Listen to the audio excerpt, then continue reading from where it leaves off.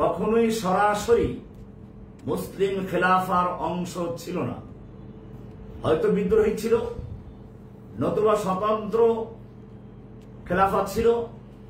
মোগলরা এরকম অন্যান্য যারা শাসন করেছে তারা মূলত কেন্দ্রীয় খেলাফাতের প্রতিনিধিত্ব করে নাই, বা সম্পূর্ণভাবে কোরআন সুন্নাহ দ্বারা প্রচলিত শাসন ব্যবস্থাও ছিল না।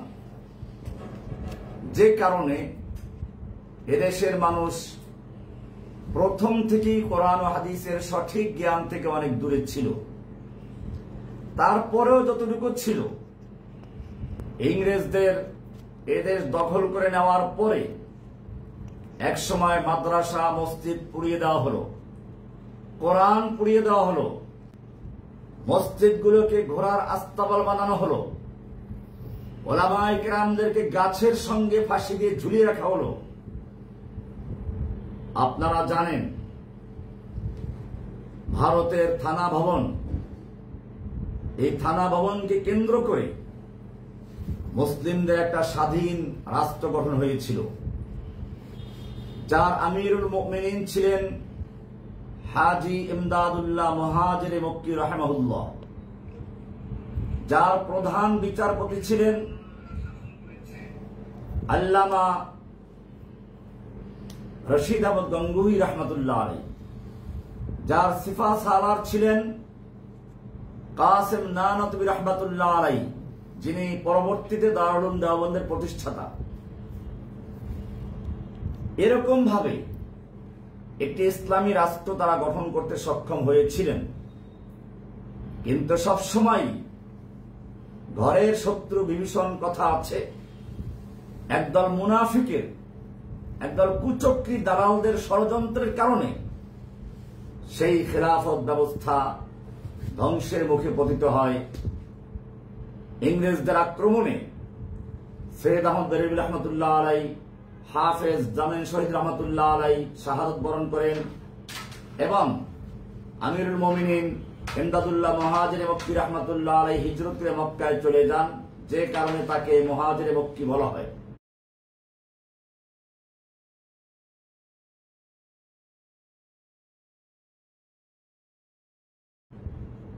কাসেম নানতবী রহমতুল্লাহ আলাইহি, রশিদ আহমদ গঙ্গুহি রহমতুল্লাহ আলাইহি ওনারা আত্মগোপনে চলে যান।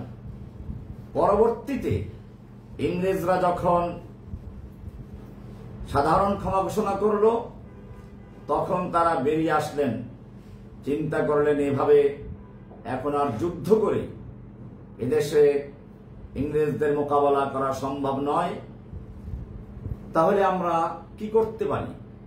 এই তারা সিদ্ধান্ত গ্রহণ করেন একটা মাদ্রাসা প্রতিষ্ঠা করার। এই মাদ্রাসার থেকে আলেম তৈরি হবে এবং এরাই পরবর্তীতে আবার তাদের হারানো খেলাফত, হারানো শাসন পুনরুদ্ধার করবে, ইংরেজদেরকে তাড়াবে। এই পরিকল্পনা নিয়ে মাদ্রাসা করেন এবং সেই মাদ্রাসার নামই হচ্ছে আজ বর্তমান বিশ্বের সবচেয়ে বড় যে ইসলামী কেন্দ্রগুলো তার মধ্যে অন্যতম দারুল উলুম দেওবন্দ মাদ্রাসা। আমি দেওবন্দের একজন নগণ্য ছাত্র, সেজন্য আমি নিজেকে দারুল উলুম দেওবন্দের একজন সন্তান হিসেবে গর্বিত মনে করি। এখানে বিষয়টি হচ্ছে ওনারা যে উদ্দেশ্য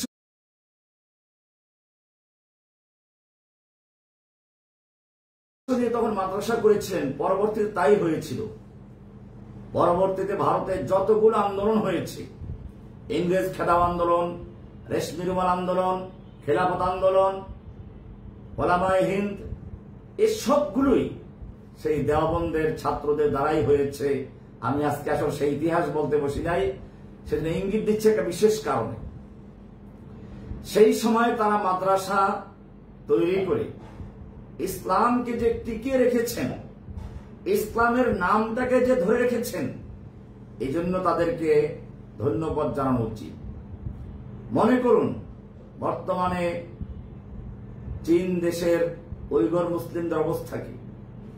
সেখানে ইসলামী নাম পর্যন্ত রাখা যায় না, ইসলামের কোরআন হাদিস পর্যন্ত রাখা যায় না। মসজিদগুলো বন্ধ করে দেওয়া হচ্ছে বর্তমান যুগেও। এমনকি যেই তুরস্ককে মুসলিম বিশ্বের বর্তমান মানুষেরা, গণতন্ত্রীরা বিশেষ করে আদর্শ মনে করেন, সেই তুরস্কে এখনো কি ইসলামের উপর চলা যায়? দাড়ি রাখা, ইসলামী কালচার অনুসরণ করা এখন পর্যন্ত রাষ্ট্রীয়ভাবে অনেক কঠিন। তো সে কারণে এখন তারা যে সিলেবাস তৈরি করেছিলেন, নিশ্চয়ই কলকাতা আলিয়া মাদ্রাসার সিলেবাস তৈরি করেছিল ইংরেজরা। ডক্টর ম্যাকলি নিজে এই সিলেবাস তৈরি করেছিল। কলকাতা আলিয়া মাদ্রাসার একজন দুজন নয়, পরপর 27 জন প্রিন্সিপাল ছিলেন খ্রিস্টান। এটা আপনারা ইসলামিক ফাউন্ডেশনে কলকাতা আলিয়া মাদ্রাসার ইতিহাস নামে বই পাওয়া যায়, এই বইটা পড়লেই পাবেন। ঠিক দেওবন্দের সিলেবাস তৈরি করার ক্ষেত্রেও ইংরেজদের নজরদারি ছিল, যে কারণে আজকে আমরা যে বিষয়গুলো অনুপস্থিত পাচ্ছি মাদ্রাসার নিসাবের মধ্যেও নাই। তাওহীদ কি জিনিস, তাওহীদের রকমগুলো কি, তাওহীদের শর্ত কি, নাওয়াকিদুল ঈমান কি, আল ওয়ালা ওয়াল বারাআ কি, এই সব গুরুত্বপূর্ণ বিষয় মাদ্রাসার সিলেবাসে অন্তর্ভুক্ত হয়নি। কারণ তখন ইংরেজরা এগুলো ঢুকাতেই দেয়নি। ওরাও তো জানে কোনটা পড়লে ওদের শাসন ব্যবস্থার মোকাবেলায় এরা আবার দাঁড়াবে। সেজন্য সিলেবাসগুলো সেভাবেই অনুমোদন করা হয়েছিল। সুতরাং সেই সময় যারা ইসলামকে ধরে রেখেছেন তাদের উপরে কোনো অভিযোগ করা যে তারা কেন এগুলো জানে না, তাদের সন্তানদেরকে কেন শেখায় নেই, এটা বলা ঠিক হবে না। আমি এটাকে বলি আল জাহালুল মুসালসাল, চেইন অজ্ঞতা, ধারাবাহিক অজ্ঞতা। এদেশের মানুষেরা, গ্রামগঞ্জের সাধারণ জনগণ যারা মুসলিম দাবি করে নিজেদেরকে, তারা এই বিষয়গুলো জানে না, কারণ আলেমরা জানায় নাই। তাদের তো জানার একটাই মাধ্যম, আলেমদের থেকে জানবে, এবং কোরআন সেটাই বলে, ফাসআলু আহলা যিকরি ইন কুনতুম লা তা'লামুন। তোমরা নিজেরা যদি না জানো আলেমদের থেকে জেনে নাও। তাহলে জনগণের এখানে যা করার তাই তারা করছে, আলেমদের শরণাপন্ন হচ্ছেন, কিন্তু আলেমদের কাছে গিয়ে তারা এই সবগুলো জানে নাই। তারা যদিও শুনেছে নফি ইসবাতের জিকির, কিন্তু কিসের নফি আর কিসের ইসবাত এটা তারা পরিষ্কার জানে না। অথচ এটা যদি ক্লিয়ার হতো তাহলে আমাদের আর এই ইমানের, তাওহীদের দুই রকম, কুফর বিত তাগুত, ঈমান বিল্লাহ, এত বয়ান করার কোনো প্রয়োজন হতো না। তাহলে জনগণ জানে না কেন? আলেমরা জানায় নেই। আলেমরা জানে নাই কেন? তারা নিজেরাও জানে না, কারণ সিলেবাসে নেই। সিলেবাসে নেই কেন? যারা সিলেবাস তৈরি,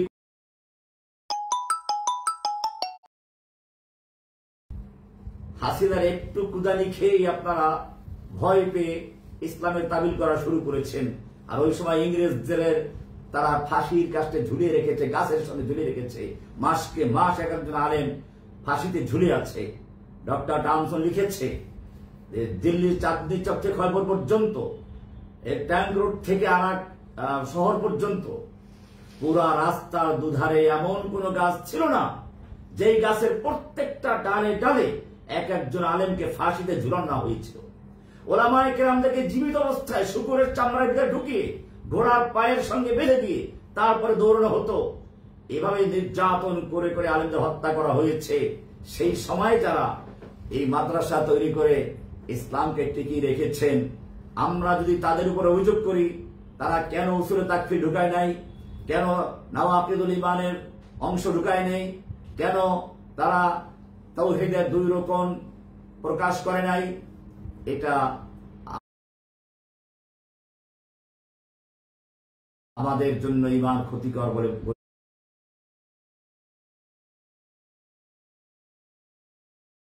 হবে। সুতরাং এখন যারা বিভিন্ন জায়গায় বড় বড় মসনাদে বসে আছেন, আমি তাদের প্রতি শ্রদ্ধা রেখেই বলি যে তাদের অনেকেই আসলে এই বিষয়গুলো সম্পর্কে ক্লিয়ার না। কারণ মাদ্রাসার সিলেবাসে এখন পর্যন্ত এই বিষয়গুলো পরিষ্কারভাবে অন্তর্ভুক্ত হয়নি। তো সে কারণে আমি এই উসুলে তাকফির নিয়ে আলোচনা করছি, যাতে করে আমাদের কোনো ভাই যারা একটু তাওহীদ শিখেছেন আমাদের লেকচার শুনে, বা হয়তো কোনো এরকম ভাবে কোনো ভাইয়ের বই পড়ে আপনি তাওহীদ বুঝে ওলামায়ে কেরামদের সঙ্গে বেয়াদবি করছেন, বা তাদের শানে কোনো গুস্তাখি করছেন, বা তাদের সাথে তর্কে লিপ্ত হচ্ছেন, তাদের সতর্ক করার জন্যই মূলত আমার এই উসুলে তাকফির নিয়ে ধারাবাহিক এত দীর্ঘ আলোচনা। ইতিমধ্যে দুটো